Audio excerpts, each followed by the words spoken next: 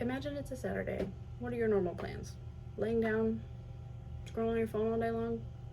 No expectations, no obligations. Respect that.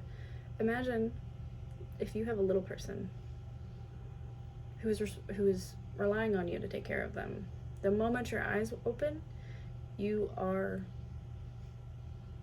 completely responsible for that person. You have obligations, responsibilities to keep that little baby alive, as well as a laundry list of other things. A lot of expectations from society and social media, especially when you're a stay-at-home mom. Because why are you complaining? You get to stay home all day with your kid and just hang out. How hard is it to keep a house clean? It's a privilege to be a stay-at-home mom. And don't get me wrong, it definitely has been a privilege. I've been a full-time stay-at-home mom for the past 9 years. And I wouldn't trade the time that I've had with my daughter for anything. But there are a lot of aspects to being a stay-at-home parent that not a lot of people understand. The list of jobs that you actually have and the list of expectations that even if you don't abide by them, they're still in your brain. And those expectations can lead to depression and anxiety and a just whopping load of mom guilt.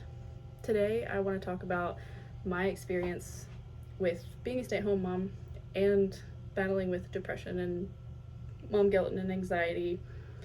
I want to talk about some of the pros and cons of being a stay-at-home parent and how prioritizing self-care can help combat some of those mental illness associated with being a stay-at-home parent.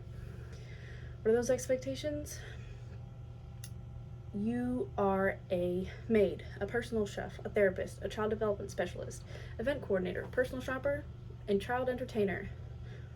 Some more expectations, social media type expectations. Have a spotless house, have well-behaved children, don't yell, don't let your kids spend too much time watching TV, make sure your children get balanced, nutritious meals, make sure you yourself are put together, teach your children valuable lessons, make sure you keep your partner happy, but also make sure that you have hobbies and prioritize yourself. The list is endless. These expectations are so ingrained in us that we will bend over backward to ensure that we fulfill them. But in doing so, they're unrealistic and they're never ending. So it can lead to you feeling like a bad mom or not a good parent. This inevitably will lead to the depression and things will start to get neglected. For me, the thing that got neglected was me and my needs. I put Julia and her needs and wants on the back burner and didn't touch them. I was the last person to get anything, do anything, whatever, because I thought that's what good parents did. You ignore yourself, take care of your kid. That's not good. Yes, there are a lot of expectations, but why are moms suffering mentally because of them? Why did they decide to stay home with their kids?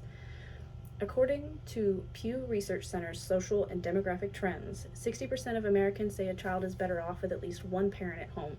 Another 35% say kids are just as well off with both parents working outside the home. We decided to because the amount of money that we would spend on childcare would be everything that I would make. So it made more sense for me to just stay home. And I loved it. But there is a survey that was taken and recorded by Natasha Edsel. She's a writer for The Ascent, a website for personal finance.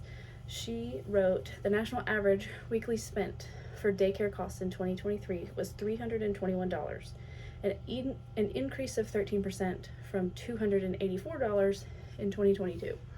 That's nearly $1,300 a month spent on childcare for one kid. Motherhood is hard enough. Add in the mountain of expectations and it gets 10 times harder. When nothing that you do for your child or your home is ever seen as enough because of the ingrained image of a perfect mom, you can feel inadequate or even like you're a bad mom. You feel like you're a bad mom because you haven't spent enough time with your child. That day, you could have had more housework that you needed to do or homework if you're in school.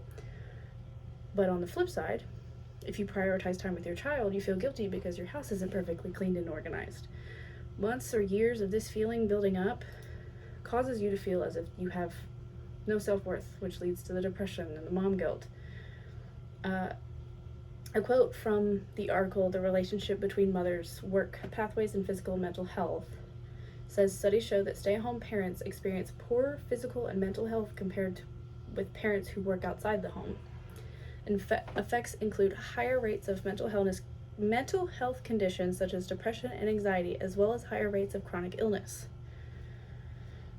Because you're at home all day, which leads also to a feeling of loneliness. There is also the point that when all you do is prioritize your child and your household, you literally become that. You are mom, and that's it. I was asked a question by my best friend. My daughter was like 4 years old.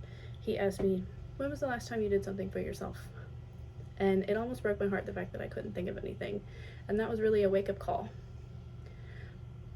So it's hard to be a good mom when you aren't taking care of yourself. And the realization that you have to take care of yourself mentally and physically to be able to care for someone else is pivotal to fighting off depression and mom guilt. The first step to taking care of yourself is to lower your expectations. You do not need to have a Pinterest perfect house. Whatever you can do and get done and have a happy and healthy child, you're killing it. You're killing it. Your house does not have to look like Pinterest. Self-care involves lowering your expectations to certain things. I changed my perspective. Instead of thinking, oh, look what I didn't get done, I was thinking more so from my daughter's perspective. Oh, mommy made a really yummy dinner. And that helps a lot. So, in essence, motherhood is hard, especially when we let expectations influence how we perceive ourselves.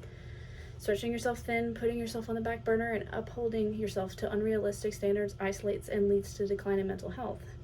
With self-care and lowering expectations, some of these mental health issues can, if not be resolved, at least improved. So moms out there, if you're feeling down, just know your health and wellness is just as important as the people you care for. Take care of yourself.